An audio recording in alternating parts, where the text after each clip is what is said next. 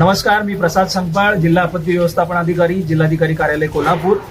आपण बघतो आहोत गेली साधारणपणे आठवडाभर कोल्हापूर जिल्ह्यामध्ये अगदी मुसळधार पाऊस सुरू आहे। तो सर्व राज्यात सुरू आहे।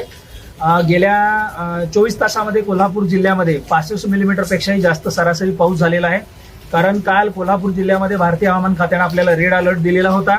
आज आणि उद्या परत कोल्हापूर जिल्ह्यासाठी ऑरेंज अलर्ट देण्यात आलेला आहे आणि यामुळे कदाचित आज आणि उद्या या 2 दिवसांमध्ये जोरदार पाऊस कोल्हापूर जिल्ह्यामध्ये होण्याची शक्यता आहे। धरण क्षेत्रातही दमदार पाऊस झाल्यामुळे धरणातील पाणी पातळीमध्ये वाढ झालेली आहे। जिल्ह्यातील जे सर्व पाटबंधारे विभागाचे प्रकल्प आहेत, जी मोठी धरणं आहेत, त्याच्यामध्ये प्रामुख्याने राधानगरी, वारणा, दूधगंगा, तुळशी, कुंभी, कासारी, कडवी या सर्व धरणांमधून पाण्याचा विसर्ग सुरू आहे। शेजारच्या सातारा जिल्ह्यातून कोयना धरणातूनही पाण्याचा विसर्ग सुरू आहे आणि यामुळे नदीच्या पाणी पातळीमध्ये वाढ झाल्याचं आपल्याला दिसून येत आहे।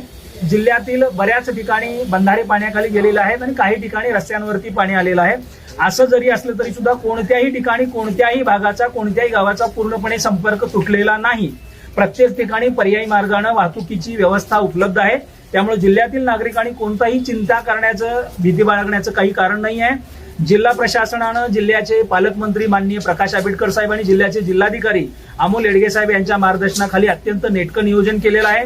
जिल्हा प्रशासन आवश्यक ती सर्व साधन सामुग्री आणि इथं माझ्यासोबत आपल्याला उभे राहिलेले जे दिसतात सर्व आपत्ती व्यवस्थापकांच्या चमूसह सर्व तालुक्यांमध्ये सज्ज आहेत। प्रत्येक तालुक्यामध्ये आवश्यक प्रमाणात बोटी, लाईफ जॅकेट, लाईफ रिंग, दोर असं आवश्यक सर्व साहित्य उपलब्ध आहे आणि त्यांचा अत्यंत चांगल्या पद्धतीने वापर करू शकतील असे आपले प्रशिक्षित असलेले स्वयंसेवकही तयार आहेत। जिल्ह्यामध्ये सद्यस्थितीला एनडीआरएफचे एक पथकही दाखल आहे।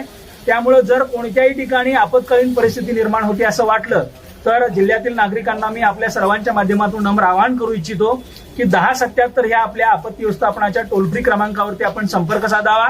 आपल्याला जर आजूबाजूला मदतीची आवश्यकता असेल तर या क्रमांकावरती फोन करून आपण मदतीची मागणी करू शकता। कोणत्याही परिस्थितीत आपण कोणत्याही अफवांवरती विश्वास ठेवू नये। जिल्हा प्रशासनाच्या मार्फत दिल्या जाणाऱ्या सूचनांचं पालन करावं। धन्यवाद।